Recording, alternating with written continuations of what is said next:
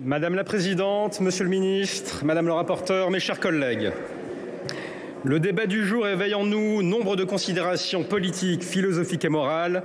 Et à ce titre, ce serait un manque de respect pour chacun ici que de tomber dans le manichéisme et la facilité. Aucune position n'est à mépriser et si la mienne est claire et mûrement réfléchie, nous devons pouvoir entendre celle de chacun ici.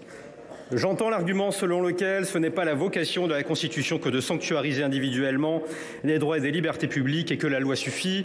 C'est entendable, mais la Constitution est ce que le peuple et ses représentants veulent en faire. Sinon, on pourrait dire la même chose dans l'intégration de normes complémentaires dans le bloc de constitutionnalité depuis des décennies, jusqu'à remettre en cause celle de la charte de l'environnement, ce qui ne viendrait à l'esprit de personne.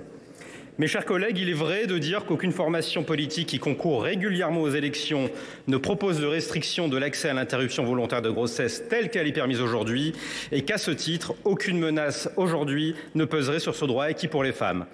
Aucune formation politique, j'insiste, car une menace persiste à nos yeux, c'est évidemment l'accentuation des revendications politico-religieuses, fondamentalistes et communautaristes, et le péril islamiste qui insidieusement mène chaque jour une conquête culturelle, politique et fatalement sociétale. C'est déjà à ce titre que certains de nos compatriotes ne peuvent pas assumer leur homosexualité dans certains quartiers confisqués, que nos compatriotes de confession juive y sont menacés, que les familles sont tenues d'obéir pour préserver leur intégrité physique, quand bien même on leur demande de paraître libres et consentantes. Je crains effectivement qu'un jour, la faiblesse, la complicité politique et les réalités démographiques n'amènent à des accommodements raisonnables comme dans les pays anglo-saxons et que l'on en arrive à plusieurs niveaux de droit sur le territoire français.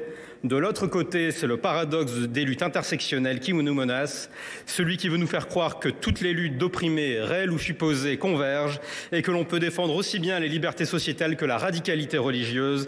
C'est oublier que le principe des intersections, c'est d'être le théâtre de dramatiques collisions. Alors non, mes chers collègues, on ne défend pas la liberté de la femme en important, en toute conscience, de nouvelles radicalités conservatrices. Voilà pourquoi je pense, à titre personnel, que nous n'échapperons pas pour consacrer ce qui constitue aussi notre identité, c'est-à-dire la liberté de choix et de conscience, à la protection supralégale de nos libertés.